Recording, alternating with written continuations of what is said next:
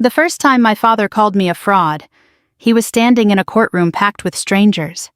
His voice cracked through the silence so hard that even the court reporter stopped typing. "That woman is not my daughter," he shouted, pointing directly at me. "She's a liar, a thief, an imposter wearing a uniform she never earned." I remember the smell of old wood polish and burnt courthouse coffee, the sharp sting of winter air still trapped in my coat, the weight of every eye turning toward me at once. Then my attorney slid a sealed envelope across the table. Dark blue seal, Pentagon insignia. The judge opened it slowly. "Read one line." Then another. And suddenly the entire room changed. He removed his glasses carefully and said in a voice so quiet it became terrifying, "Everyone in this courtroom will stand up, right now." My father's face lost all color. And for the first time in my life, I watched him become afraid of me. I was born in a town where men like my father were treated like monuments. Cedar Hollow, Virginia wasn't large enough for secrets to stay buried, but it was small enough for pride to live forever.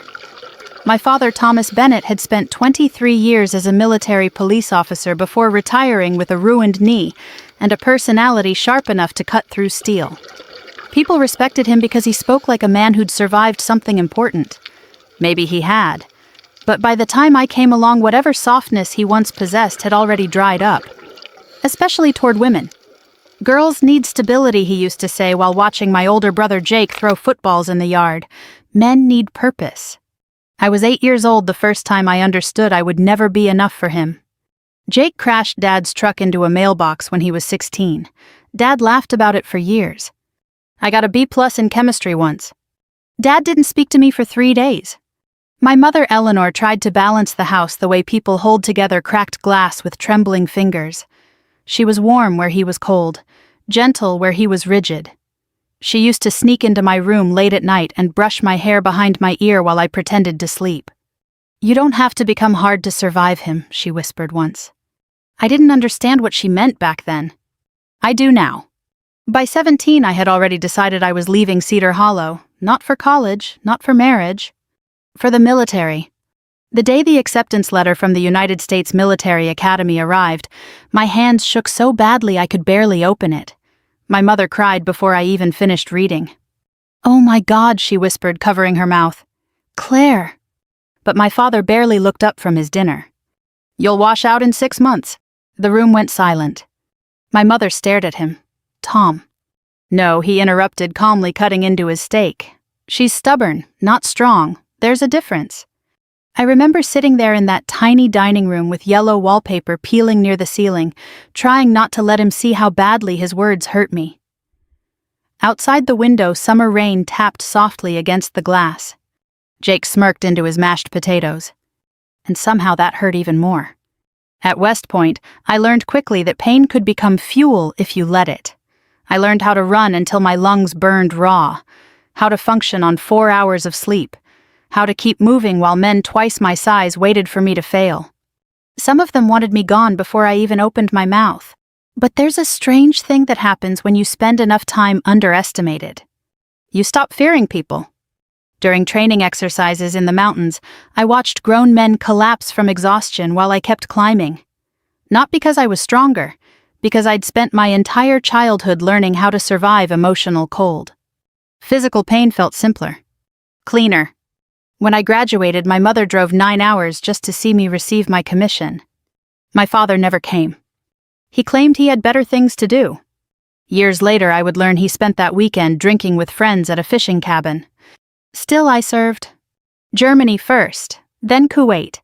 Then assignments nobody in my family fully understood because I wasn't allowed to explain them. I missed birthdays, holidays, funerals, relationships that could have become marriages. Meanwhile, Jake drifted from one disaster to another. Failed business. DUI. Gambling debt. Every time he crashed, my father caught him before he hit the ground. "That's my son," Dad always said. As if those 3 words explained everything. The older I became, the more my father seemed to resent me. Not openly at first, quietly, like a man bothered by something he couldn't control. He hated when people thanked me for my service. Hated when neighbors asked about my promotions. Once during Christmas dinner, a family friend congratulated me on making major. My father snorted into his whiskey. "Military's different now," he muttered. "Half of it's politics." The table went dead silent. My mother looked exhausted. That was the year I realized she'd spent most of her marriage apologizing for a man who never apologized for himself. Then she got sick. Pancreatic cancer. Fast, merciless. The kind that steals people in pieces while everyone pretends hope still exists. I took leave and stayed beside her hospital bed for nearly 6 weeks. At night, machines hummed softly in the dark while snow fell outside the windows. Sometimes she slept. Sometimes she held my hand without speaking. My father rarely stayed longer than 20 minutes. One evening after she fell asleep, he stood near the doorway staring at me. "You always needed attention," he said flatly. I looked at him in disbelief. "She's dying. And somehow you still make it about yourself." That was the closest I ever came to hitting him. But my mother opened her eyes before I could respond. She looked terrified. Not of me, of what we'd become. She died 2 days later with my hand in hers. At the funeral, people told me she'd been proud of me, that she talked about me constantly, that she kept photos of me in uniform beside her bed. My father barely looked at me the entire day. After the burial, while distant relatives carried casseroles into the church basement, he finally approached me near the cemetery gates. Cold wind moved through the dead grass between us. "You stopped being my daughter," he said quietly, "the moment you chose that uniform over this family." I stared at him for several seconds, certain I must have heard wrong. Then he walked away. Just like that. 3 weeks later, I received the court summons. I was standing in my kitchen in Arlington when I opened it. Rain hammered against the windows while my coffee grew cold beside the sink. I read the first page once, then twice, then a third time because my brain refused to accept the words. Thomas Bennett was suing me for my mother's house, her savings, and nearly every asset she'd left behind. But it was the final sentence that hollowed out my chest. Claim filed under disputed paternity. According to my father, I wasn't his daughter at all. I didn't sleep the night I received the lawsuit. I sat alone in my kitchen while rain slid down the windows in silver streaks, the papers spread across the table like evidence from someone else's life. Every few minutes I reread the same sentence, hoping it would somehow rearrange itself into something less cruel. Disputed paternity. My father wasn't just trying to take my mother's estate. He was trying to erase me from the family completely. Around 3 in the morning, I finally called Jake. I don't know why. Maybe some foolish part of me still believed blood meant something. He answered on the 4th ring, sounding irritated. "What? You knew about this?" Silence. Then a sigh. "Dad's doing what he has to do." I gripped the edge of the counter. He's claiming Mom cheated on him. So. The word hit me harder than shouting would have. So I repeated. "Claire, come on. Everybody knows you were always her favorite. Dad's sick of it. He deserves the house." I laughed once, short, disbelieving. "The house Mom paid for." "You were never around," he snapped suddenly. "You don't know what things were like after you left." After I left. As if joining the military had been abandonment instead of survival. "You gambled away your own money," I said quietly. "Now you want hers too." His breathing changed. "That told me everything." "You think you're better than us because you wear a uniform," he muttered. "No," I answered. "I think Mom deserved better than this." He hung up. I stood there listening to the deadline for several seconds before lowering the phone slowly. Outside, thunder rolled across the Virginia sky.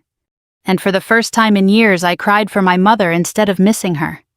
The lawsuit spread through Cedar Hollow faster than wildfire through dry grass. By the end of the week, former neighbors had already chosen sides. Some called quietly to offer sympathy. Others avoided me entirely. Then the local paper published the story. Decorated female officer accused in family fraud case. I stared at the article during lunch break inside the Pentagon cafeteria, unable to finish eating. Around me, conversations blended into meaningless noise. Trays clattered, coffee machines hissed. Somewhere nearby, a television played muted news coverage. My phone buzzed constantly. Old classmates, distant cousins, reporters. One message simply read, "Is it true your real father was another soldier?" I deleted it immediately. But humiliation has a way of settling into the body physically. It changes how you walk into rooms, how long you hold eye contact. Even at work, I began noticing subtle shifts in people's behavior. Questions lingered longer. Conversations stopped when I entered elevators. No one directly accused me of lying about my service, but suspicion moves quietly before it speaks aloud. And because much of my record remained classified, I couldn't defend myself fully. That was the cruel brilliance of what my father had done. He understood just enough about military confidentiality to weaponize it. 3 days later, I drove back to Cedar Hollow to meet with the attorney recommended by an old colonel friend of mine. Her office sat above a hardware store on Main Street. The brass plaque outside the stairwell read, "Evelyn Brooks, Attorney at Law." Inside smelled like old books and peppermint tea. Evelyn herself looked to be somewhere in her late 60s with silver hair pinned neatly behind her head and eyes sharp enough to cut through concrete. She didn't waste time with sympathy. "That man's dangerous," she said after reviewing the lawsuit. "He's my father." "No," she corrected calmly. "He's your opposing counsel's client. Learn the difference quickly." I almost smiled. Almost. For 2 hours, she reviewed documents while I explained family history piece by piece. Occasionally, she'd pause to underline something or scribble notes into the margins. Finally, she leaned back in her chair. "Your father's story has holes." "What kind of holes?" "The kind that make judges angry." She slid a document toward me. "A photocopy of my birth certificate." "He filed a request challenging authenticity," she explained, "but county records show somebody already tried accessing and altering supporting files 6 months ago." I stared at her, altering. "Your father isn't just grieving, he's preparing." A cold heaviness settled into my stomach. Evelyn removed her glasses slowly. "Tell me about your military record." "There's not much I can discuss." "I know." Her voice softened slightly. "But if this reaches federal territory, surprises can destroy cases." I hesitated. For years, secrecy had become instinct. Some assignments remained classified even now. Entire portions of my service record existed behind walls ordinary civilians would never see. "I served overseas," I said carefully. "That part I know." "There were operations attached to diplomatic security." Her expression changed slightly. "What kind of operations?" "The kind nobody acknowledges publicly." Silence stretched between us. Outside the office window, I could hear a train horn somewhere in the distance. Evelyn folded her hands together. "Claire, is there anything protected under federal seal that could affect your identity or service verification?" Immediately, a memory surfaced. A locked briefing room. A colonel sliding a sealed envelope across a metal table years ago. "If your service record is ever challenged in civilian court," he had told me, "this goes through legal counsel only." At the time, I'd almost laughed. Who would challenge it? Now I understood. I might have something, I said quietly. Evelyn's eyes narrowed. Might. I was instructed never to open it unless absolutely necessary. Would this qualify as absolutely necessary? I thought about my father standing in court calling me a fraud. About my mother dying while he accused me of selfishness. About the headlines, the whispers, the humiliation. "Yes," I answered. That evening I drove to a secure storage facility outside Alexandria. The sky hung low and gray above the highway, heavy with incoming snow. Traffic lights reflected across wet pavement like broken ribbons of color. The storage locker itself was small, metal walls, fluorescent lighting, cold enough to see my breath. At the very back sat an old military footlocker covered in scratches from deployments overseas. For a moment I simply stared at it. So many years of my life lived inside silence. I unlocked it carefully. Inside were photographs, commendations, old uniforms, and beneath them a flat black document case. My pulse quickened immediately. The seal was still intact. Dark blue wax embossed with the Department of Defense insignia. Across the front stamped in red. Authorized only by federal order. My fingers hovered over it without touching. Suddenly the room felt much smaller. I remembered the night I received it. The colonel's expression. The warning in his voice. Some documents protect information. Others protect people. I picked up the envelope slowly. And for the first time since the lawsuit began, I realized my father had absolutely no idea what he had started. The courthouse in Fairfax smelled like wet wool, burnt coffee, and old paper. By the time Evelyn and I arrived for the preliminary hearing, reporters had already gathered outside the entrance beneath a line of gray winter clouds. Camera shutters clicked the second I stepped out of the car. "Major Bennett, is your military record fabricated? Did your mother hide your real father? Are federal investigators involved?" Evelyn placed one steady hand against my elbow and guided me forward without slowing down. "Eyes ahead," she murmured. Inside the courthouse buzzed with quiet excitement. Small-town scandals rarely collided with military secrecy, and people could sense something ugly unfolding. I saw strangers whispering before I even reached the courtroom doors.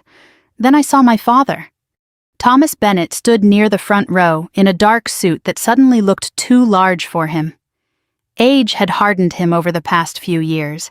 His shoulders seemed narrower now, but his eyes still carried the same cold certainty I remembered from childhood. Jake stood beside him, avoiding my gaze. For one brief second I almost walked over there. Not to argue, to beg. Some wounded part of me still wanted my father to look ashamed, to pull me aside and admit he'd gone too far, to tell everyone this had been a mistake born from grief. Instead, he looked at me the way people look at enemies before battle, like someone preparing to win. "You ready?" Evelyn asked quietly. "No." "That's honest," she replied. "Good. Honest people survive cross-examination better." We entered the courtroom. The hearing itself began with procedural arguments, but underneath every legal phrase sat something deeply personal and poisonous. Opposing counsel painted me carefully, layer by layer, into someone unrecognizable. A manipulative daughter, a woman who abandoned her family, a military officer with suspiciously incomplete records. At one point, the attorney, a polished man named Richard Vance, held up copies of my service history. "Your Honor," he said smoothly, "significant portions of Major Bennett's alleged military accomplishments cannot be independently verified." Alleged. The word echoed through the room. I felt heat crawl slowly up my neck. Evelyn remained calm beside me, occasionally making notes while Vance continued. "We are simply asking whether the defendant has exaggerated or falsified elements of her identity for financial gain." Financial gain. As though 20 years of military service had been some elaborate inheritance scam.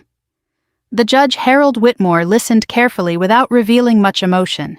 He was older, probably late 70s, with the kind of face that looked carved from stone. The only thing soft about him were his eyes, and even those looked tired. When court recessed for lunch, I escaped into the hallway near the vending machines, needing air that didn't feel poisoned by accusation. That's where my father found me. "You should settle," he said. I turned slowly.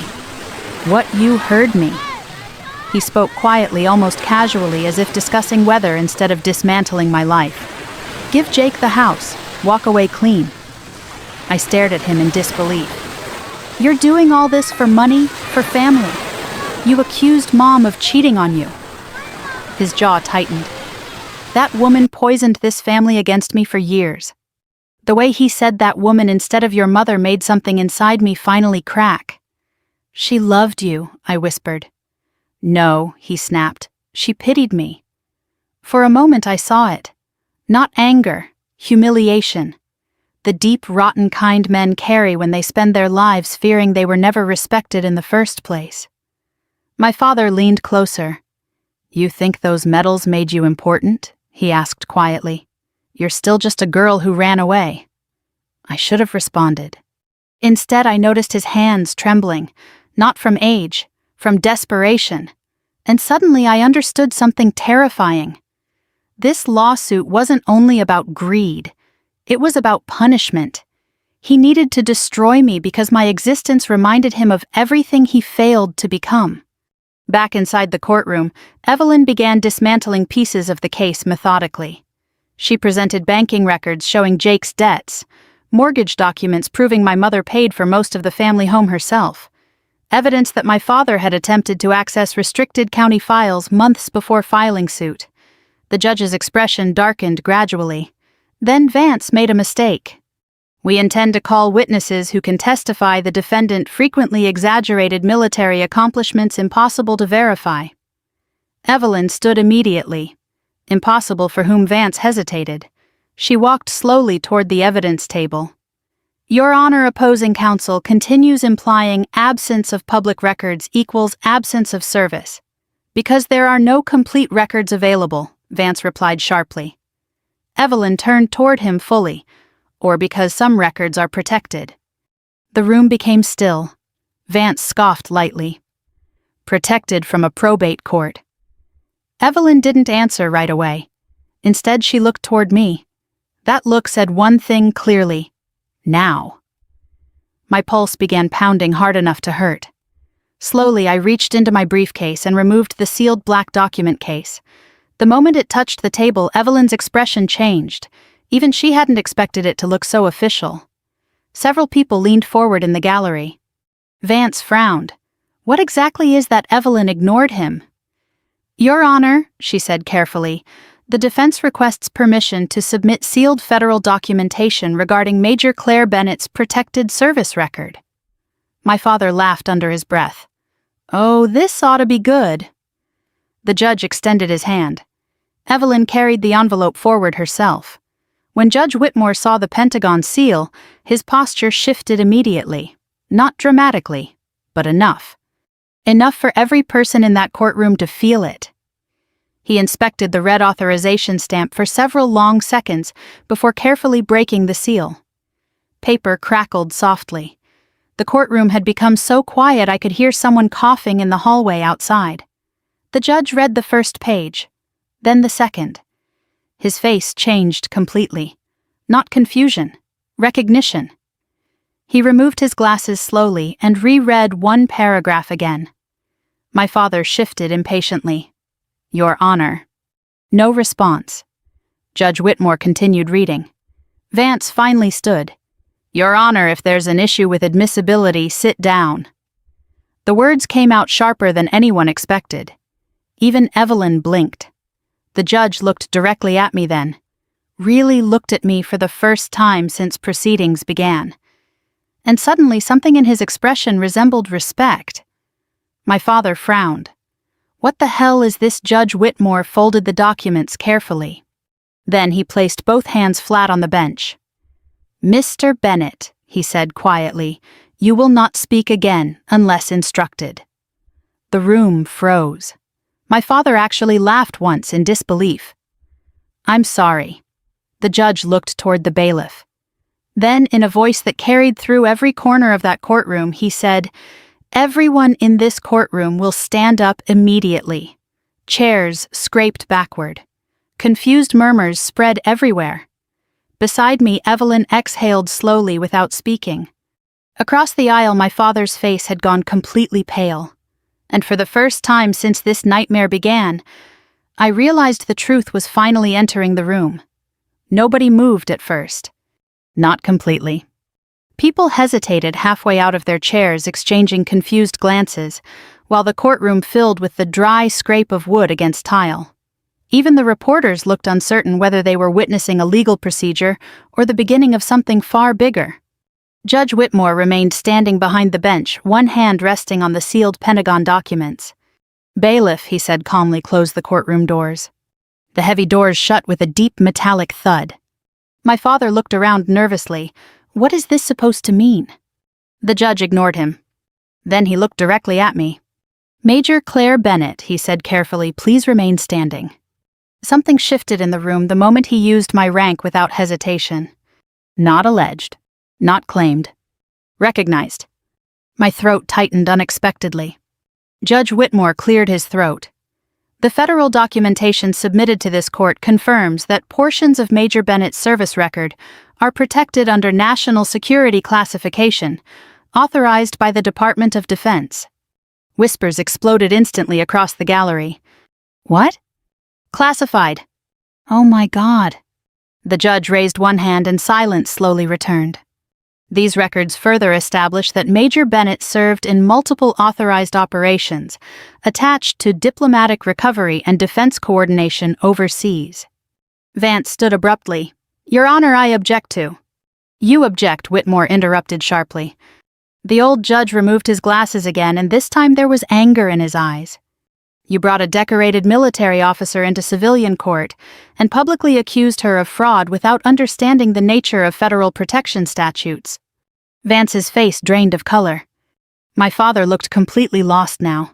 What decorated officer? She worked some office job overseas. Judge Whitmore turned toward him slowly. Mr. Bennett, he said, your daughter received commendations this court does not even possess clearance to fully review. The silence afterward felt enormous. I could hear my own heartbeat. My father stared at me like he'd never seen me before. And maybe he hadn't. The judge continued reading portions deemed allowable for civilian disclosure. Most details remained vague, but the impact didn't require specifics. Diplomatic extraction support. Personnel recovery coordination. Direct operational distinction. Federal commendation under sealed authorization. Every phrase landed heavier than the last. Jake looked physically sick. Meanwhile, I sat perfectly still because years of military conditioning had trained me to control emotion in public, but inside memories were rising fast and violent. Sandstorms swallowing entire roads in Kuwait. The metallic smell of blood inside transport aircraft. A terrified embassy employee gripping my arm while gunfire echoed 3 streets away. Faces of soldiers who never made it home. All the things I carried silently while my father told people I wasn't strong enough. Judge Whitmore finally lowered the papers. This court acknowledges Major Bennett's service as legitimate, verified, and federally protected. The words hit me harder than I expected. Not because strangers believed me now. Because my father was hearing them. Publicly. Irrefutably. For the first time in my life, another man with authority was forcing him to confront reality. And he hated it. This is ridiculous, my father snapped suddenly. I don't care what medals she got. She's still not my daughter. Evelyn stood immediately. Actually, Your Honor, we're prepared to address that lie next. She approached the bench carrying another folder. Thicker. Older. This documentation was recovered through county archive subpoena requests, she explained. It concerns a legal filing made by Mr. Thomas Bennett 22 years ago. My father's entire body stiffened. I noticed it instantly. Evelyn opened the folder carefully. In 2004, Mr. Bennett privately filed documents attempting to surrender partial parental financial responsibility during a period of significant personal debt. The courtroom murmured again. Jake whispered, Dad. Shut up, my father hissed. Judge Whitmore reviewed the papers slowly. Then his expression darkened. These records explicitly identify Claire Bennett as your biological child. My father's mouth opened slightly. No words came out. Evelyn continued with surgical calm. The plaintiff knowingly submitted false claims of disputed paternity to pursue estate seizure and property acquisition. The judge looked furious now. Mr. Bennett, he said quietly, did you knowingly provide fraudulent testimony to this court? My father's confidence finally cracked. You don't understand, he muttered. Her mother. No, the judge interrupted sharply. You don't understand the seriousness of what you've done. For a moment nobody breathed. Then the courtroom doors opened again. 2 men entered wearing dark federal suits. No badges displayed openly. No expressions either. But every military instinct inside me recognized them immediately. Government. One approached the bench and handed paperwork to the bailiff. The second scanned the room briefly before his eyes landed on me. A tiny nod. Professional, respectful. My father looked terrified now. What the hell is this? He demanded. Judge Whitmore reviewed the new documents carefully before speaking. Due to the classified nature of evidence improperly challenged during these proceedings, he said federal review has been requested regarding potential violations connected to falsified filings and unauthorized attempts to access protected records. My father turned toward Vance in panic. You said this was just probate court. Vance looked ready to faint. Because suddenly this wasn't about inheritance anymore. It was about federal misconduct. Jake stood halfway from his seat. Dad, what did you do? I didn't do anything. But his voice sounded thin now, frightened. Old.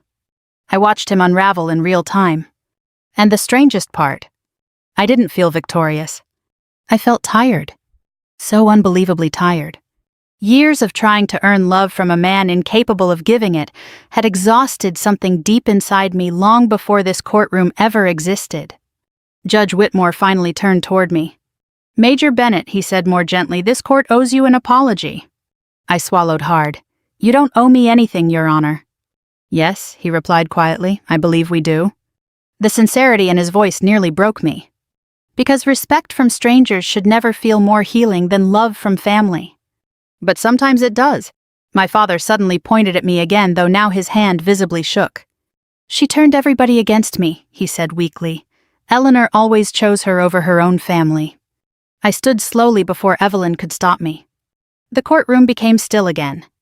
For years I'd imagined confronting him, screaming, accusing, demanding answers for every wound he left behind. But when the moment finally arrived, I found myself strangely calm. "You know what the saddest part is," I said quietly. My father stared at me. "You still think this is about winning?" His eyes flickered. "You spent your entire life trying to make me feel small enough for you to feel strong." My voice remained steady. "And even now, after everything, you still can't admit the truth. Claire, you didn't lose your daughter today." The words landed softly, but they cut deeper than shouting ever could. "You lost her years ago." My father looked at me as though he'd been struck. And for the first time in my entire life, he had absolutely nothing left to say. The court dismissed proceedings just after 4 in the afternoon. By then, the reporters outside had multiplied. News vans lined the street beneath freezing rain, while courthouse staff rushed through side entrances trying to avoid cameras. Somebody had already leaked enough details for headlines to spread online. Decorated officer cleared in shocking courtroom reversal.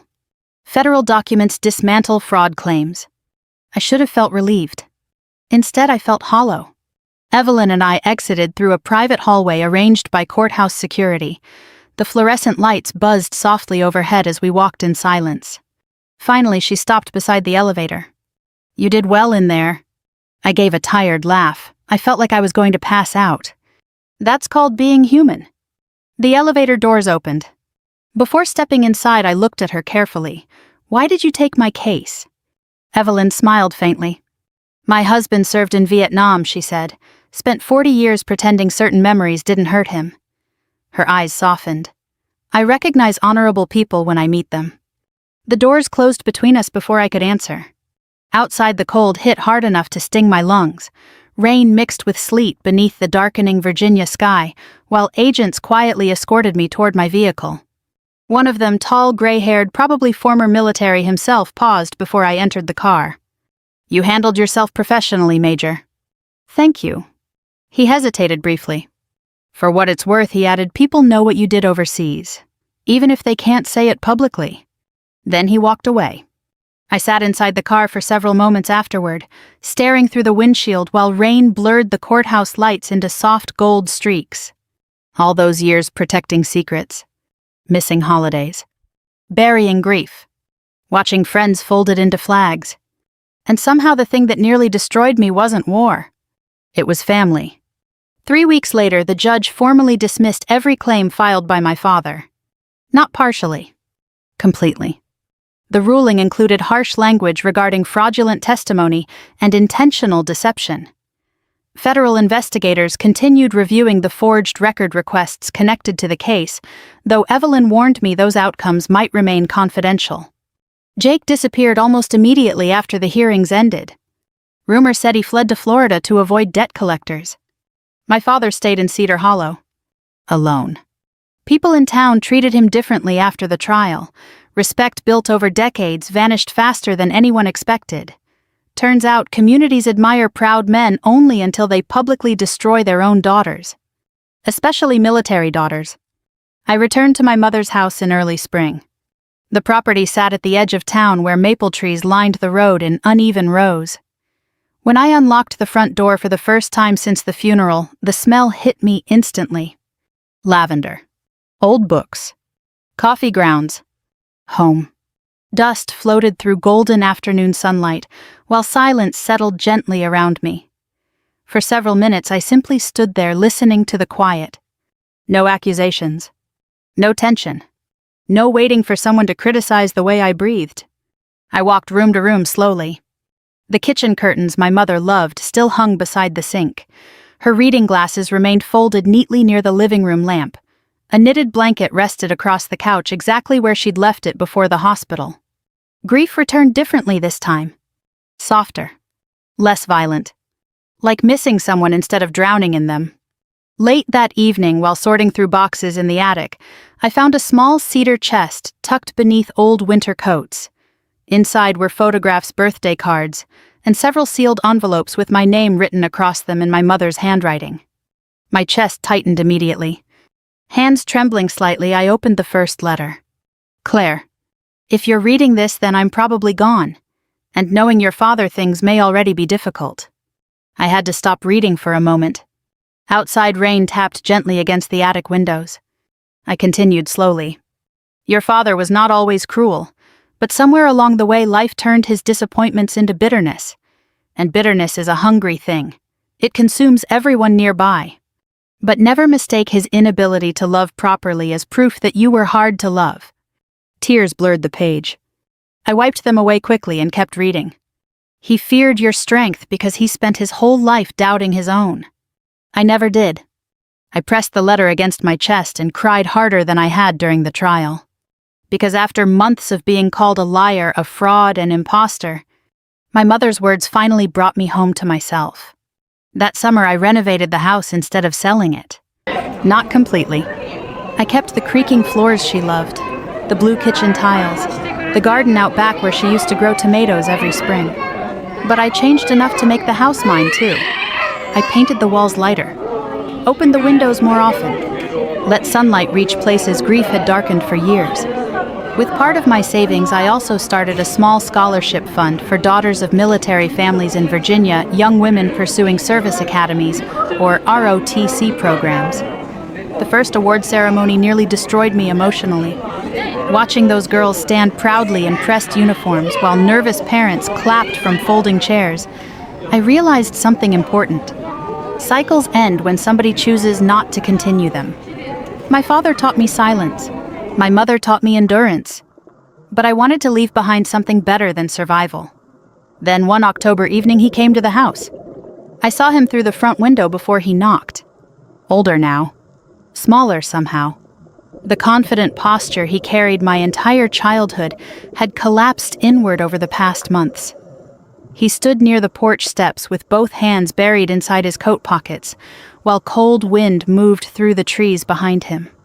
I opened the door but stayed inside. For several seconds neither of us spoke. Finally he cleared his throat. Claire. His voice sounded fragile. Almost unfamiliar. I heard about the scholarship. I waited quietly. He looked past me into the house. Your mother would have liked it. The words hurt more than anger. Because for the first time he sounded sincere. But sincerity arrives too late sometimes.